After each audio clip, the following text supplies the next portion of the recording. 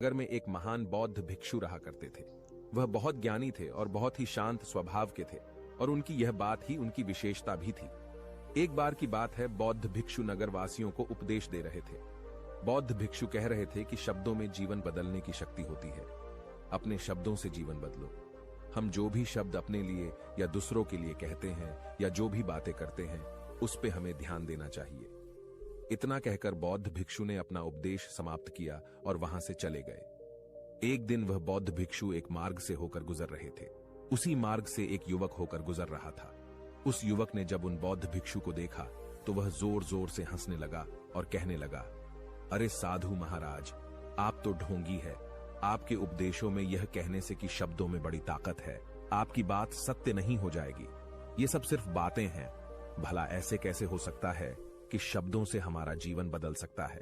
उस युवक की सारी बातें उन भिक्षुओं ने ध्यानपूर्वक सुनी और उसके बाद वह मुस्कुराते हुए उस युवक से कहते हैं, बेटा, नाद से ही तो यह दुनिया प्रकट हुई है और अच्छे शब्दों के पीछे भी नाद ही होता है जो पूरा जीवन बदल देता है। वह बौद्ध भिक्षु उस युवक से कहते हैं, देखो, मैं तुम्हें अपने अनुभव से बता रहा हूं, लेकिन फिर भी तुम्हें यकीन न हो तो तुम इसे खुद आजमा कर देख सकते हो। उन बौद्ध भिक्षु की यह बात सुनकर युवक थोड़ा सा गंभीर हो गया। उसने काफी देर सोच विचार किया और उसके बाद उन बौद्ध भिक्षु से कहता है, हे गुरुवर, अगर ऐसी बात है तो आप मेरे साथ चलिए। मेरा छोटा भाई है जिसकी उम्र करीब 25 वर्ष है और उसे न जाने क्या हुआ है। वह करीब 3 वर्षों से कुछ भी नहीं करता, बस लेटा रहता है। दिन भर वो कुछ न कुछ सोचता रहता है। उसकी यह हालत देखकर हम सब बहुत परेशान हैं। माता पिता भी बहुत चिंतित रहते हैं। हम सब ने कई तरीके अपनाए, कई योजनाएं अपनाई, लेकिन कुछ भी काम नहीं आया। हमने कई बार उससे बात करने तक की कोशिश की, लेकिन वह हमसे कुछ भी नहीं कहता। परिवार का हर एक सदस्य पूरी तरह से थक चुका है, हार चुका है। आखिर वह क्या करना चाहता है, किसी को कुछ नहीं पता। तो हमारे शब्दों से उसका जीवन क्यों नहीं बदला? और जैसा कि आप कह रहे हैं कि शब्द सचमुच जीवन बदल सकते हैं, तो क्या आप मेरी मदद करेंगे? इस पर बौद्ध भिक्षु मुस्कुराते हुए उस युवक के साथ चल पड़ते हैं। वह युवक उन बौद्ध भिक्षु को एक खेत में ले जाता है और अपने भाई की तरफ इशारा करके कहता है, हे गुरुवर, यही मेरा भाई है जो पूरे गांव में आलस और मक्कारी के लिए मशहूर है।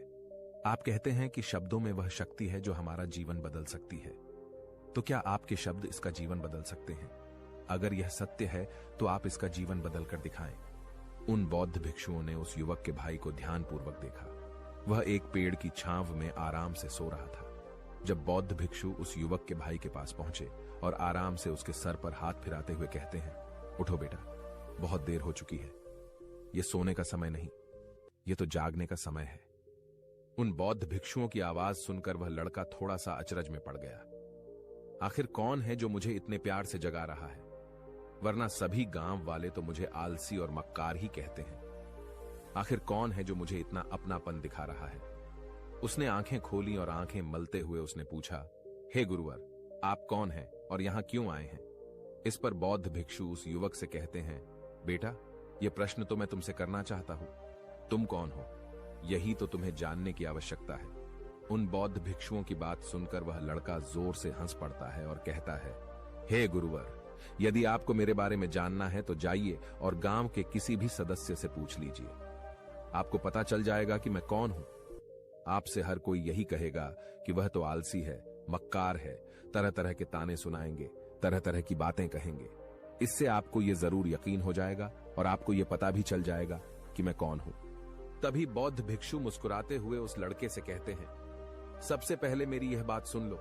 मेहनती इंसान के खुद के शब्द उसे अंदर तक चोट पहुंचाते हैं। इसलिए कभी भी अपने आप को कोसो मत। अपने शब्दों को सुधारो। और मेरी यह दूसरी बात भी सुन लो। मैंने उन गांव वालों से नहीं पूछा कि तुम कौन हो। मैं तुमसे पूछ रहा हूं कि तुम कौन हो, लेकिन तुमने तो अपनी आदतें मुझे बताई। आलस तुम्हारी पहचान नहीं, तुम्हारी आदत हो सकती है।